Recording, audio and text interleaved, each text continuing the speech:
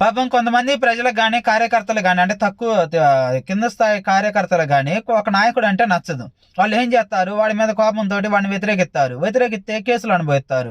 ఎందుకంటే వాడు అధికారంలో ఉన్నాను కేసులు అనుభవిస్తారు.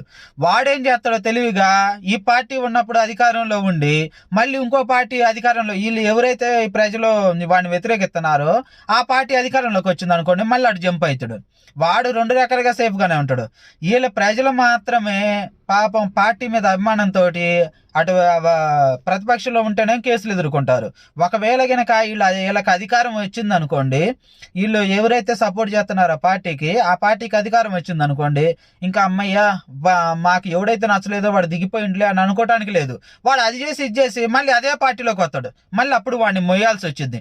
ఒకవైపు తిట్టినోళ్ళే మళ్ళీ వాడిని పొగడాలా ఏం చేయాలనేది ప్రజలకు కూడా అర్థం కాదు. దీనివల్ల ఏంటంటే పాపం ప్రజలు అటు ఉండలేరు ఇటు ఉండలేరు.